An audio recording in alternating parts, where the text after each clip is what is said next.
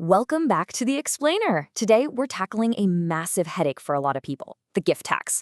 But don't worry, we aren't just going to read the tax code to you. Instead, we're going straight for the real-world traps and the actual loopholes you need to know. If you want to figure out how to transfer wealth without handing a huge chunk of it right back to the IRS, you are absolutely in the right place. Let's dive in. Okay, here's our roadmap for today. We'll start with the annual gift exclusion. Compare present versus future interests, break down tuition and medical exclusions, look at spouses, charities, and politics, and finally, wrap up with how to avoid those common gift traps. Section 1. The annual gift exclusion. This is your baseline rule and really the foundation of all gift tax planning. For 2025, you can give away $19,000 per donee completely tax-free. That per-person distinction? It's absolute magic. It's the secret sauce here.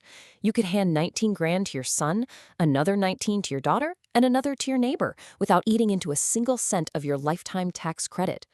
And, well, if you're married, the math gets even better. Spouses can agree to something called gift splitting, which effectively doubles that baseline to $38,000 per recipient.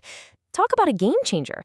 Just remember, even if you stay under this doubled limit, both spouses still have to file a formal gift tax return, just to put that split agreement on the official record. Moving to Section 2, present versus future interests. This is a crucial distinction because it's the main string attached to that annual exclusion. Look closely at the word immediate here. For a gift to actually qualify for that exclusion we just talked about, the receiver has to be able to use or enjoy it right now, today. That is a present interest. No strings attached. They have an unrestricted right to the immediate possession of the property, or, the income that property produces.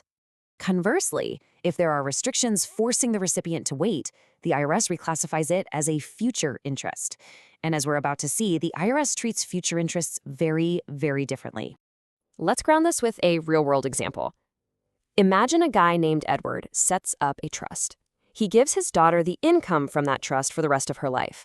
Since she gets that cash flow immediately, it's a present interest. Perfect. But Edward specifies that the remainder of the trust eventually goes to his granddaughter. Because she has to wait for it, her portion is a future interest. So in one move, Edward perfectly split a single transaction into two completely different types of tax interests. And right here is the massive trap.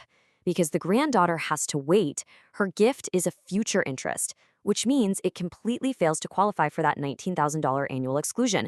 No way around it. Any future interest, no matter how tiny the dollar amount, instantly triggers a taxable gift that you absolutely have to report. All right, Section 3, tuition and medical exclusions and the direct payment rule. These are incredibly powerful because, unlike the annual exclusion, these are essentially unlimited. If you're paying for someone's education or medical care, the actual tuition and the actual medical bills are safe. But take a hard look at the disallowed items on this table. Paying for a student's room, board, and books? Big trap. That does not qualify for this specific educational exclusion. So if you cover someone's dorm room, that eats straight into your standard $19,000 annual exclusion. And to actually use these unlimited exclusions without touching your baseline limit, you absolutely must write the check directly to the hospital or the university. Literally, direct payment is the only way this works. You can't just hand the cash to the student and cross your fingers they pay their tuition, and you definitely cannot reimburse someone for a bill they've already paid. Section 4. Spouses, charities, and politics. These are broad exemptions where the traditional rules basically just vanish. Generally speaking, gifts to qualified charities, political organizations for their use, and gifts to your spouse are completely protected from gift taxes. In fact, thanks to the unlimited marital deduction, you could literally hand your U.S. citizen spouse $10 million right now, and the IRS wouldn't even blink. You don't even have to file a gift tax return for those transfers to charities or political groups. But here is a fascinating exception. You've got to keep a close eye on citizenship. If the spouse receiving the gift is not a U.S. citizen, that unlimited deduction suddenly drops to a hard cap. For 2025, that cap is $190,000. Hit that limit, and every single dollar over it becomes taxable in that single year. Which brings us to Section 5, avoiding common gift traps.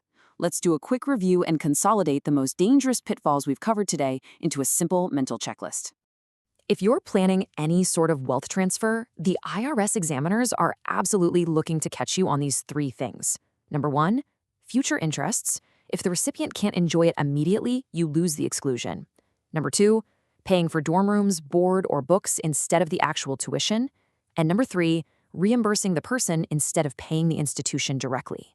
So, whenever you evaluate a gift scenario involving education or healthcare, the entire tax code basically boils down to one simple, dangerous detail. Who actually received the check? Did you pay the school or did you pay the student?